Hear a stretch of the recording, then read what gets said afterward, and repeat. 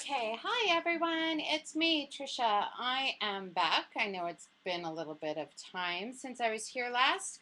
However, we are going to dive right in and we're going to create a couple of really cool layouts tonight featuring the brand new Stationers collection by Prima.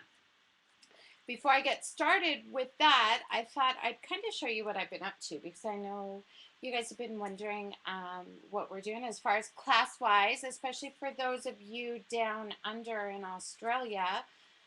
3 weeks and I'll be there or on my way or something like that. I'm leaving, I think it's May 10th, May 11th that weekend, and heading down to Brisbane area first, actually out to the Sunshine Coast, and then heading up the hill to Toowoomba to teach a few classes there for the weekend at Scrap and Patch, then flying all the way across the country to Perth area and teaching a few more classes at Scrapbook Secrets. So looking really forward to coming back. I think that'll be my 5th trip to Australia in the past couple of years, and I just obviously cannot get enough of it. But I wanted to share some of the projects that I'm going to be creating or teaching down there, as well as a couple of locations here. In Edmonton, I'll be teaching at Treasured Memories, starting with this particular project. Guess what this one is? I bet you the name on the front will give it away. This is the Days of Yesteryear folio album. So we're going to be using a ton of really cool Tim Holtz products that are perfectly distressed. And when we open it up, you're going to see, true to Trisha style, tons of little flips and flaps with little pockets and such for adding, you know, tags and hidden journaling. And there's more on this side too. And again, with more little pages that open every which way with pockets and flaps and all kinds of goodies. So you will be able to get a ton of photos and journaling and memorabilia all tucked in there. Do we see that? Now I did put it on the blog last week. I know there's a few spots left. For those of you down under, if you're out in Western Australia at Scrapbook Secrets in Maddington, I would love to have you come out and join me for the class. If you cannot make it, we will ship you a kit down there. So be sure to contact Scrapbook Secrets. They'll get your name and information. It's the same as the class, and we'll just ship it out as soon as it's done. And then for those of you outside of Australia, if you're interested in this class or any of the others, all you have to do is drop me an email. I've got plenty of kits, and I'm more than happy to ship it out to you. That's the Days of Yesteryear class. This next one, now this is the insert for Junk in the Trunk. I don't have the trunk with me, it's in the other room, but this will kind of give you an idea of what's going to go inside the altered box. And the big thing with this class, I don't know if you guys have heard of Marianne Smith or Marianne Smith Designs. She is a gal that I used to work with at another company, and she ventured out and started up her own line. So I'm really excited to be able to share this with you gals down under. I'm not teaching it here in North America as of yet, but that can always change. Again, lots of little hidden tags and such that can slide in and out. But the big thing with this particular class, as lovely as little mini books always are, we can never quite have enough.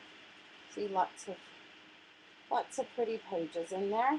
The big thing about this particular class is using the new Bloom Impressions tool. If you haven't had a chance to see this or play with it yet, these two little pieces of plastic are all you need pretty much to make your own beautiful flowers. Aren't those cool? That one's out of crepe paper. I don't know if you can see the texture and how light and fluffy it is. That's not crepe paper. That's coffee filter, believe it or not. And Marianne Smith paper, I made that one as well. So those are another class, and in fact, we're going to be using those in the Artsy Adventure Class kits someday soon too. At the moment, the tools are really hard to come by.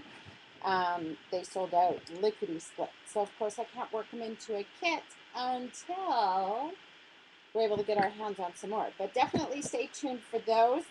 If you like the project and you can get yourself a tool or you're willing to improvise a wee bit, drop me an email because again, we've got those kits available too. Now let's dive into, I've got a couple of the layouts here. This is from the Triple Threat class that again will be in Australia. This is with some Prima goodies, this particular one, but we actually get to make 3 layouts. So one layout, the second layout is actually a double pager, which I know is like totally unheard of nowadays for the most part. But again, which side is it here? I'm upside down. This will slide out and give you more space for additional photos and journaling. And there's a third one. I just don't have it here at the moment. But let's jump past all of this good stuff. As lovely as it is, we want to dive into the reason we're here tonight, right? The reason we're here tonight is the May kit. Now, anybody who subscribes to the Class Kit Club, if we shipped yours, you should have already received it. If you didn't receive it yet, it's either A, because you're holding it and shipping it with next month's kit, or it's on its way. Everything that I had to be sent was sent last week or the week before, so it's long gone. Anyways, 2 beautiful layouts. They are from the same collection, but they weren't designed necessarily to go side by side. I suppose you could if you wanted to, but you know me, I rarely do double pagers. In fact, that other one I just showed you is probably the first one I've done in at least a couple of years. So again, the cool thing about this one is it's got the lovely slide out that comes out in behind the photo mat up top. And there's a second slide out, if we can see, whoops, that comes out the side there. I just loved the palette, the color palette of this particular collection. The burgundy, or not really a burgundy, it's just a deep red, grays, blacks, creams, some of my favorites. This is the second one, and again with another slide out up top. You can never quite have enough spaces for additional photos and journaling. The more we can get on there, definitely the better. So what we are going to do tonight is we are going to whip through at least the foundations on the layouts, do you think? What do you figure? No one's here at the moment. I think what I will do, because it's really not super difficult, because, you know, the instructions are always fabulous. Always fabulous. But what I will do perhaps, sorry, my dog barking in the background, I am going to go through and do some of the pre-cutting, and let's just play by ear. Let's see how far we get, okay? As you know, I don't usually do the entire project because we could be here for 4 hours, and I don't want to hold you up, nor do I want to hold up anyone else, you know, that may just want to kind of see what's going on. Here, I'm just digging out the paper.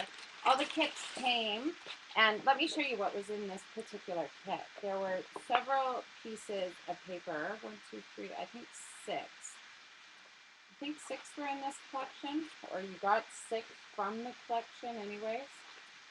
1, 2, 3, 4, 5, 6. Beautiful Prima papers.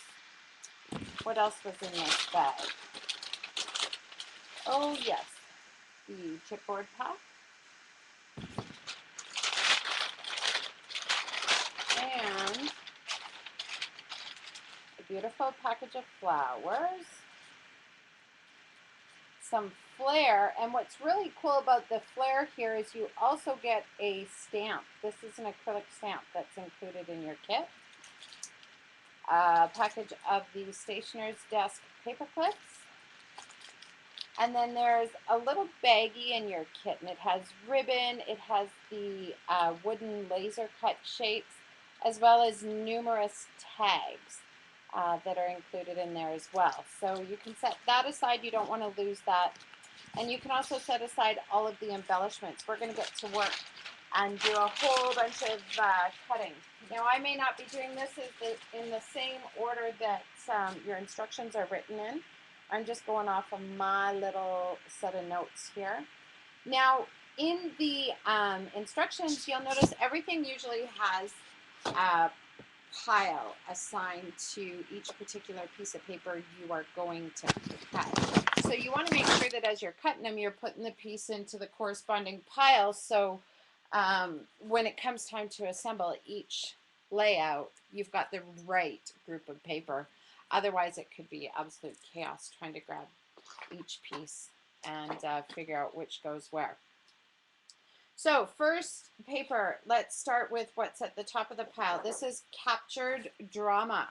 We are going to cut it to, what did I have here? 11 and a half by 11 and a half. So let me just pop off that. 11 and a half from the top and 11 and a half from the right. And that will go to pile number 1. Next piece of paper, what do we got? Red ink. Red ink is going to be a little bit trickier, this one here. We are going to start with a craft knife. Now I'm going to put this paper down so you're going to be able to see what I am cutting. We are going to be cutting around these images down here, as well as this little cluster up in the top. So let me just grab this layout back. Oh, I really got to clean this studio of mine. It's an absolute chaos at the moment, and I really don't want to show you what's going on the rest of the desk. I'm sure you can imagine. Anyways, we are going to start way down at the bottom here. There's a couple of pencils. So I'm starting right underneath that lower pencil, and I'm using my craft knife, and I'm going to cut around the pencils. And then there's these little labels. We're going around those.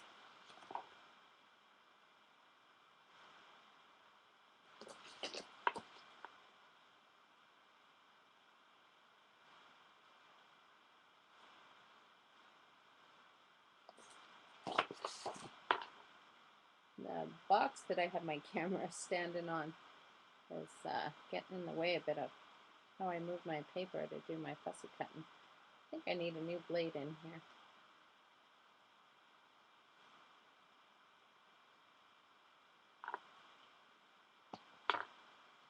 I'm going across the tops of these roses.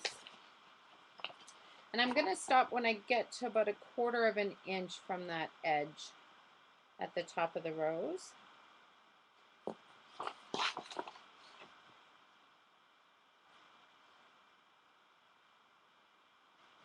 And then I'm going to move to the upper corner on the layout here. And again, I'm going to start at about 1/4 of an inch from the top, so right in the middle of that E almost, and follow it down around. You'll see on the paper there's kind of like the printed cluster. Sorry, my computer's going dark, so I'm not using it. And you can follow it along. We don't have to worry about it being super straight. Just, you can kind of get a feeling for where that's all printed. So anyways, we have this little part here that's cut around, and down here around those roses. There we go. And that is going to allow us to take that first paper that we already trimmed.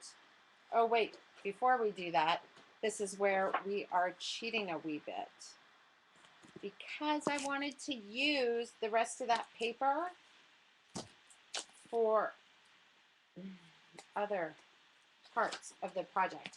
So everything that's not cut as far as decorative elements, we're going to create a 3/4 of an inch frame. Okay.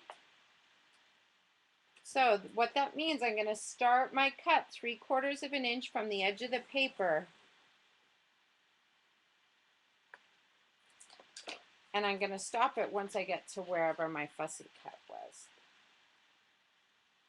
So lining up the far edge of my paper at 11 1/4, because again, 3/4 inch frame.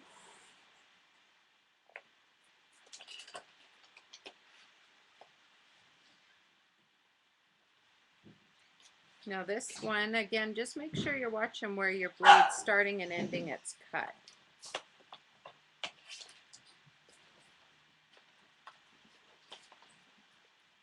And I suppose I could take the barcode off of this too, but I'm not super concerned at the moment. Might as well though. Okay.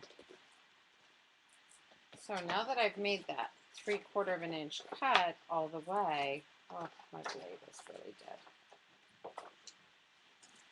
This piece came out of the center, and I've got this frame, and what that will allow me to do is to tuck it in like so.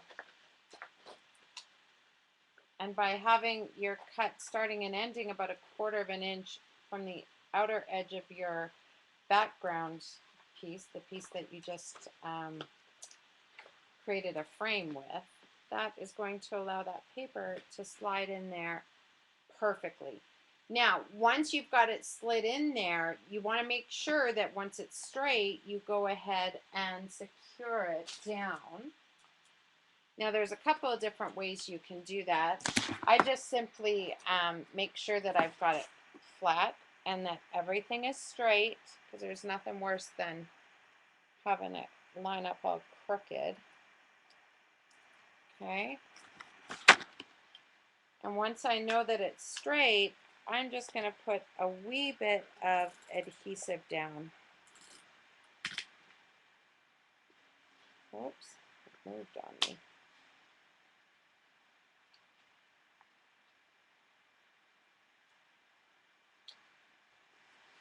And really, I just kind of aim for the corners. Oh, I should move over a little bit.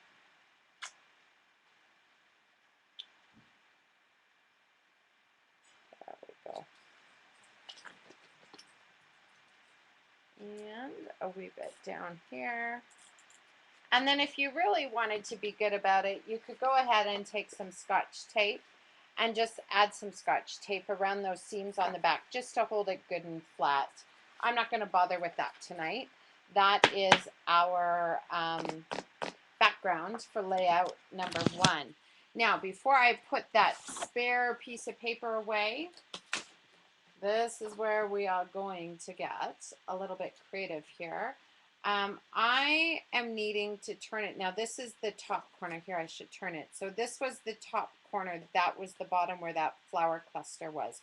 So I need to actually cut it horizontally at 5 1/2 from the top.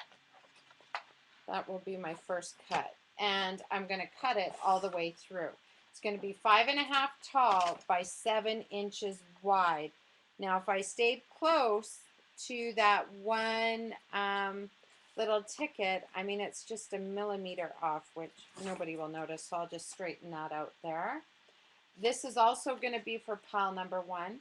Then I'm going to take this bottom piece. Now, this should already be 5 inches tall, which it is, and I want it to be 7 inches wide. And this piece is actually going to go, and again, it's about a millimeter off, so I'll just narrow it a wee bit.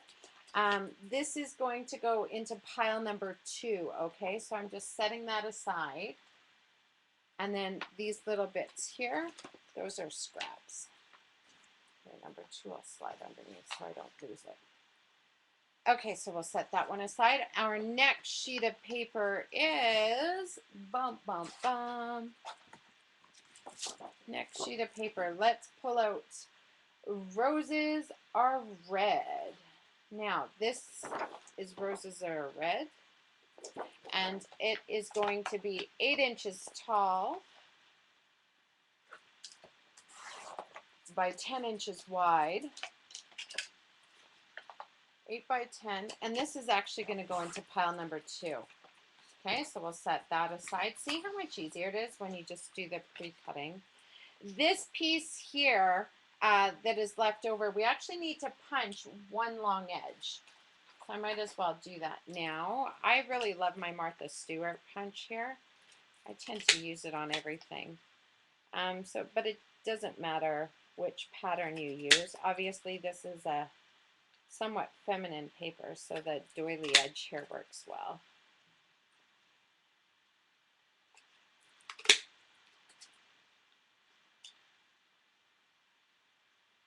Okay. So see, I've just punched that one long edge, and again, this piece, pile number 2. So I'll just tuck it aside. Get rid of those little confetti bits. I really have to clean my floor. Okay, now this piece, we now need a 1/2 inch strip.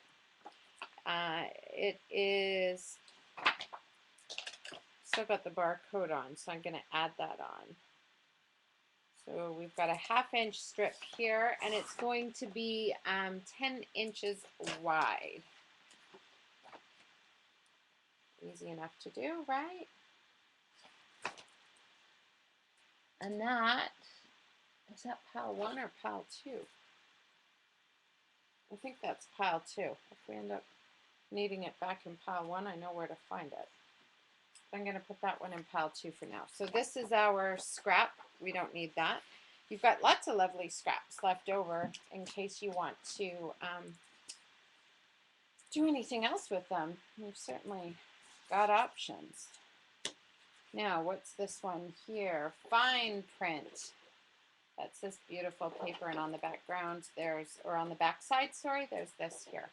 So this is one of the few times,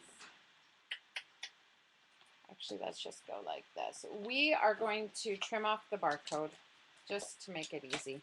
I don't always trim off the barcode, but in this case I will, because I'm just following my little cutting map. I want to show you guys something. I'm not sure if I've shown you before, but when I'm designing so that I can give you really detailed instructions, I really have to get a new light. You know what? I think I'm going to invest in some studio lighting this next week here, because my chandelier is currently got a couple burnt out bulbs and it's casting some really bad shadows.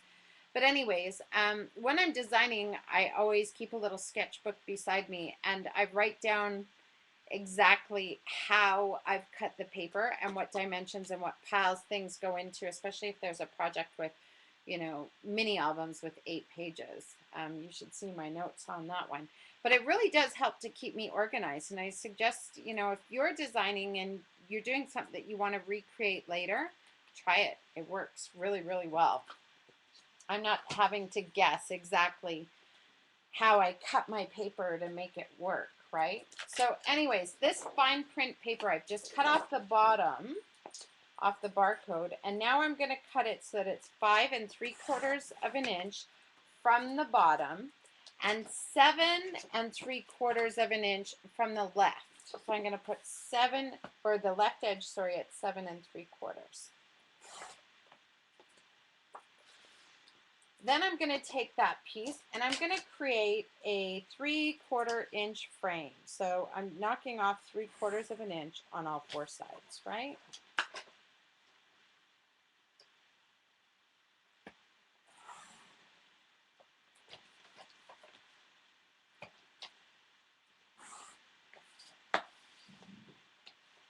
So I got to tell you, while I'm cutting away, my oldest boy, 15 years old, he's got his first job, ladies.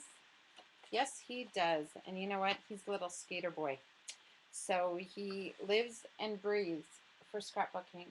And his first job is at West 49, which here in Canada, that's a huge store.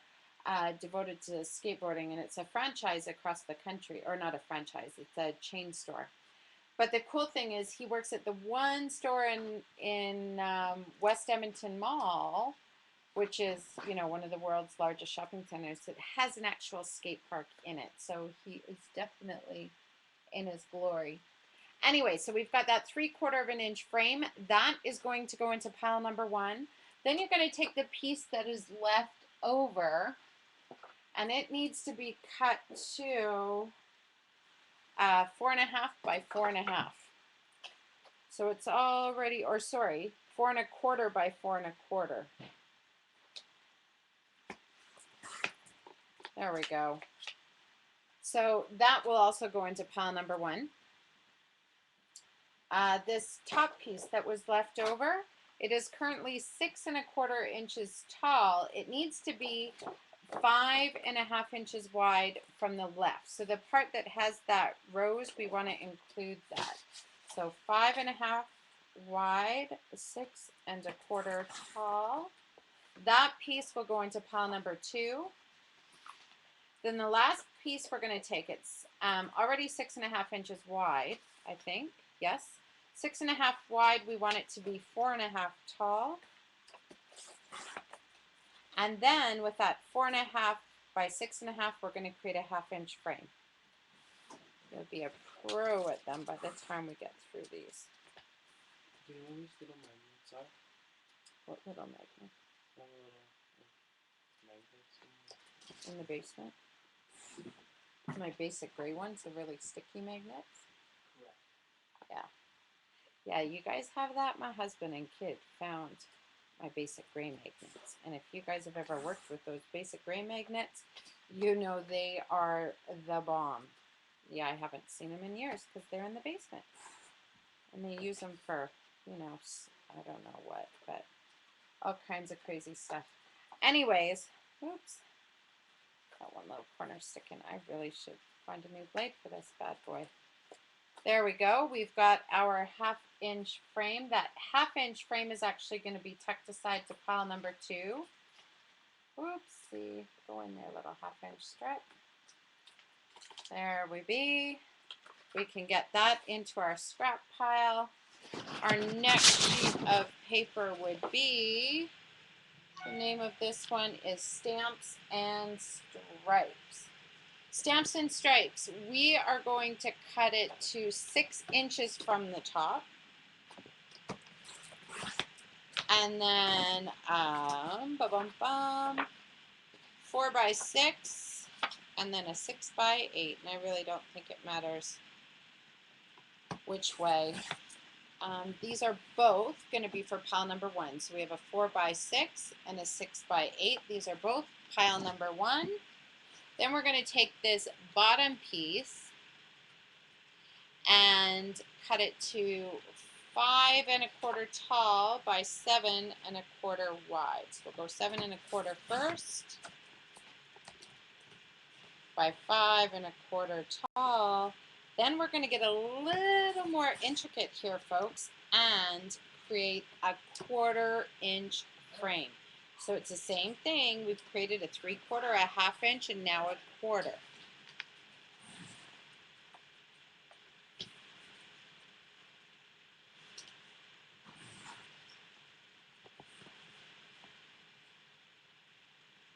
So the key with frames, of course, is just always make sure that you're double checking your math and be consistent on all 4 sides.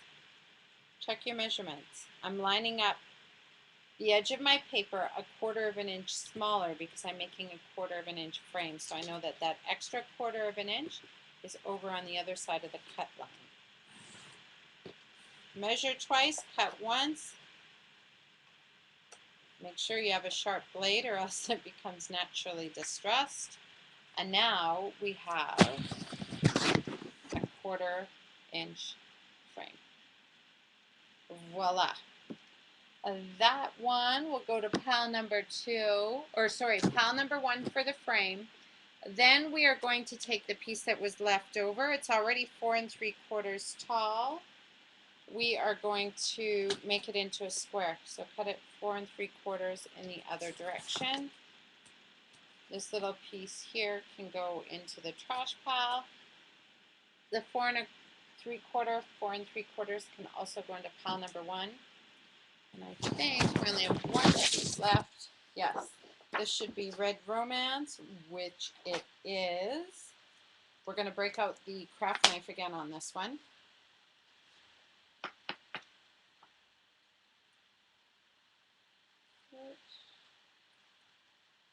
Oh, this must have been my leftover. Sorry, I was trying to figure out where that piece went.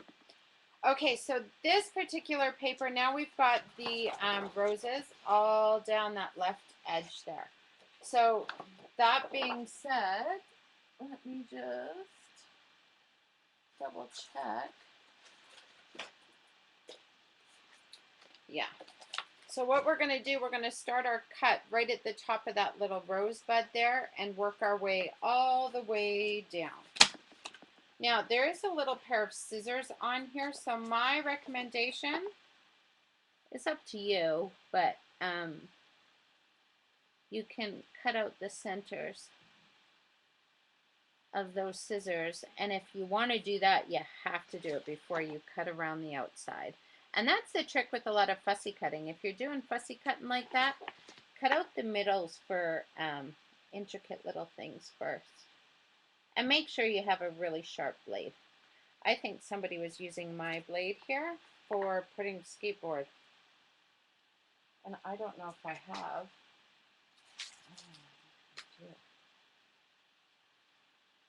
My kids tend to use my blades for putting on grip tape onto a skateboard. Oh, these are for my Prima knife.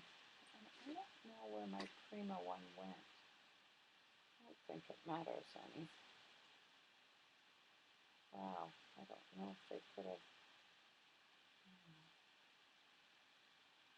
This is difficult to get into. Well, that's sure to slice me open.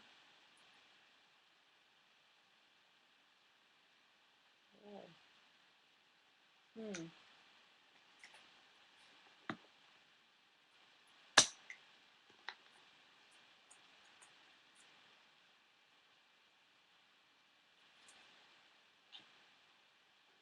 I probably should not be using fabric scissors on there. That's not a wise move. They have these like stacked onto a little post, which would be a great idea, except how the heck are you supposed to get it off of there?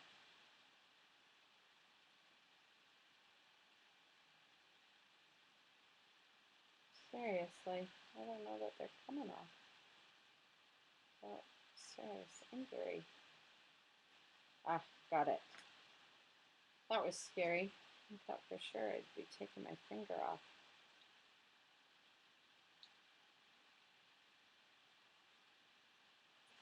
Okay, let's put those bad boys away before somebody hurts themselves. Namely me. And that, boys and girls, is why you should always have a sharp blade. Oh yeah, see, that is how it's done. So now I'll be able to just glide through this because it's almost too sharp now. If you can believe it.